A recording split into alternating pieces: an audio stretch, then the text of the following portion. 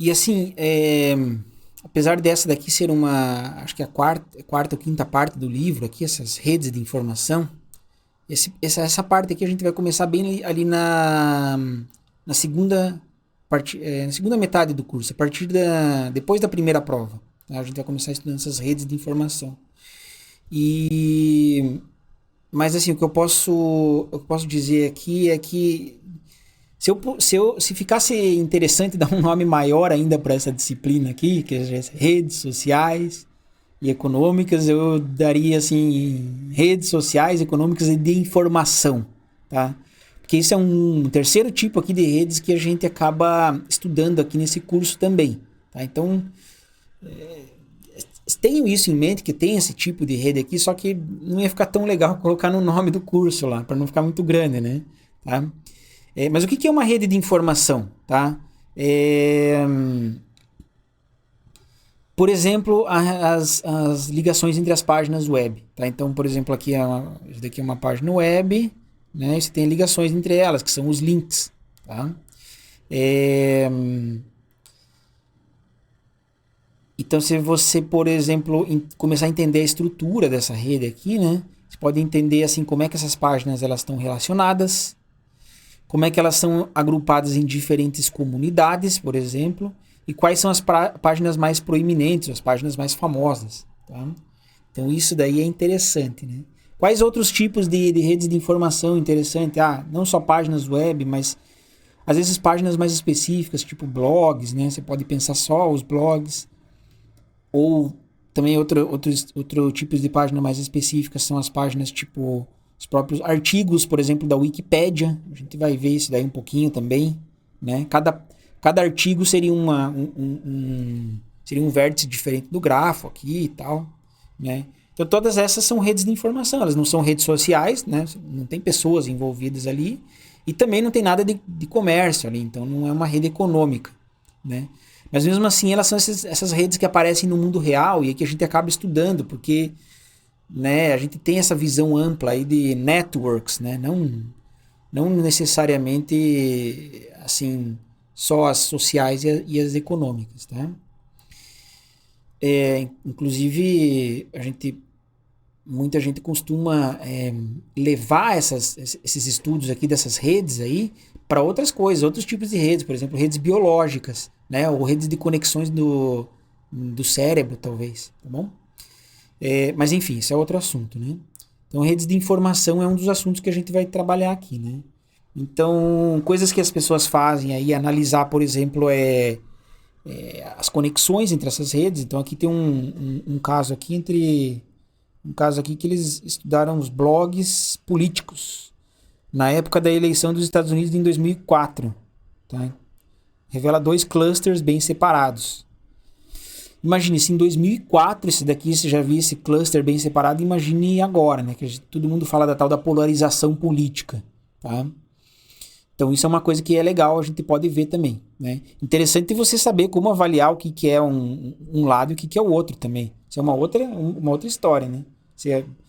Você, por exemplo, usar um computador para dizer se um blog ou um site é de esquerda ou é de direita, por exemplo, tá bom?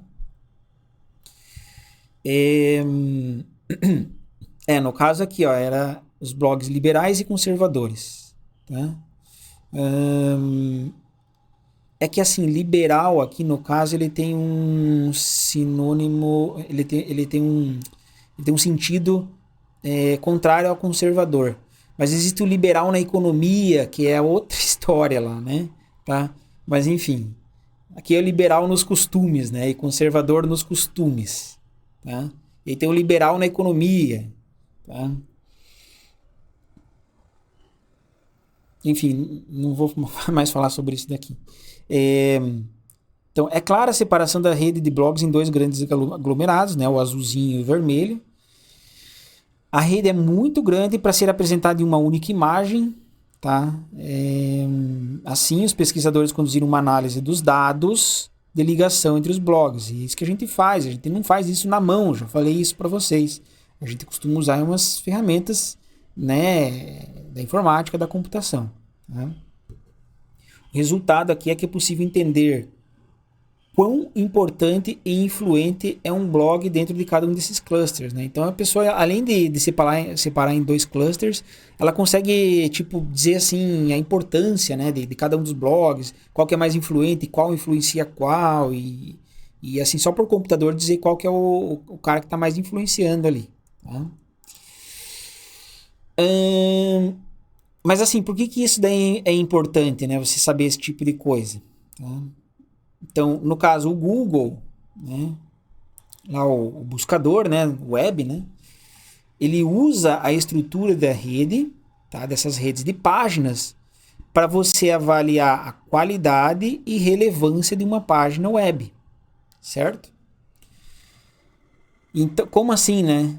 O que eu estou falando para vocês aqui é assim, quando você digita lá no Google, sei lá, qualquer coisa, por que ele mostra uma página por primeira? Tá? Ou segunda, terceira? Né? E como é que ele faz essa ordenação das páginas? Qual que tem que estar em primeira, qual que tem que estar em segunda, qual que tem que estar em terceira? Tá? A gente vai estudar isso daqui, né, nessa disciplina. A gente vai estudar os algoritmos que fazem dar essa importância aí, essa ordem aí que o Google faz na página, né? Nas páginas. Então o PageRank aqui, ele diz, ele é um algoritmo, né?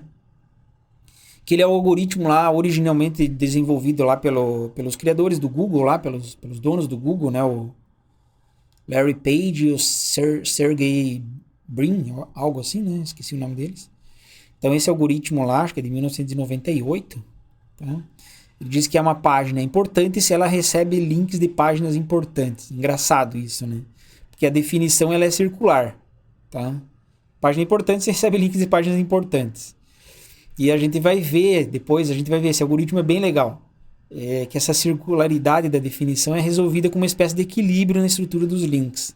Então, assim, na verdade todo mundo começa igual, mas assim, uns vão se tornando mais importantes e a coisa vai aí, enfim, até que chega uma hora que se equilibra, e quando equilibra você tem um resultado, quais são as páginas mais importantes e quais não são. A gente vai ver isso com calma, não se preocupem na aula.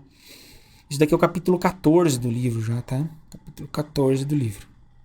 Já vai ser a segunda parte da disciplina. A gente não vai ver só esse algoritmo, a gente vai ver outro algoritmo também, tá?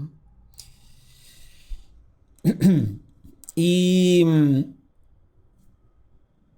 bom, uma outra questão que surge aí nessas redes de informação, tá? Aqui quase já puxando um pouquinho lá da questão da teoria dos jogos, tá? Vai ser assim, a interação do motor de busca. O motor de busca, quando eu falo motor de busca, é o Google, é o Bing, é o Yahoo, ou sei lá qual mais que exista por aí, tá? São os motores de busca. E a interação desses motores de busca e autores de página web, né? Por quê? Porque uma pessoa que faz uma página na internet, ela quer conseguir um alto ranking lá no mecanismo de busca, tá? Você quer que a tua página apareça por primeiro, basicamente isso, tá?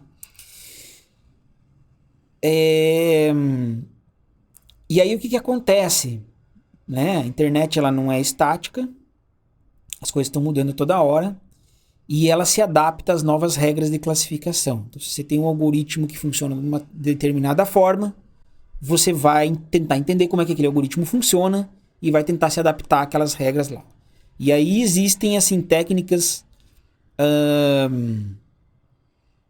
que chamam de SEO, né, que é Search Engine Optimization, tá? Essas técnicas, as pessoas usam esse termo ainda hoje, né? Um termo bem famoso aí para quem começa a querer entender, se colocar bem lá no ranking do Google, né? Mas tem as técnicas de chapéu branco e de chapéu preto, tá? O chapéu preto é assim as técnicas do mal, vamos dizer assim, né? Chapéu preto tem a ver com os caras que usavam chapéu preto lá nos filmes de Velho Oeste, né? O carinha do mal, tá? São técnicas proibidas para você tentar se classificar bem aí nos rankings, né? Você tem também fazendas de conteúdo. São assim, talvez você já tenha caído nesse tipo de página. São as páginas assim que só tem um monte de link. Ela não tem nada, ela tem um monte de link. Isso daí serve para você tentar enganar o algoritmo do ranqueamento, certo? Então tem tudo esse tipo de coisa. A gente vai comentar só por cima isso daí quando chegar no momento. Então tem muito esforço para a gente tentar confundir os algoritmos, o algoritmo do Google, o algoritmo do Bing, o algoritmo do Yahoo, né? Isso gera uma poluição gigante na internet, tá? Às vezes você cai nesses links sem querer, porque eles se colocaram muito bem lá no ranking do Google, tá? Poluição gigante na internet, poluição de dados, poluição nas redes de informação. Então, o que a gente vai ver também é que assim, um motor de busca, tipo o algoritmo do Google, não pode ser concebido sob a suposição de uma web, de uma internet que é estática, né? A web vai se adaptar à forma de como os motores de busca também trabalham, né? Então, esses motores de busca, eles têm que ser desenvolvidos com esses efeitos de feedback em mente. Tá? Então, não é uma coisa que você vai ter que fazer um algoritmo lá e deixar aquele algoritmo para sempre. Não, as coisas estão mudando. Tá? A gente vai estudar com calma isso daí quando chegar o momento. Né? Mas é um negócio bem legal aí, esses algoritmos de... a estrutura da internet, né? Como é que é o algoritmo das páginas... Algoritmo não, desculpa. Como é que é o grafo das páginas da internet? Como é que funcionam esses algoritmos de ranqueamento aí das posições dos motores de busca.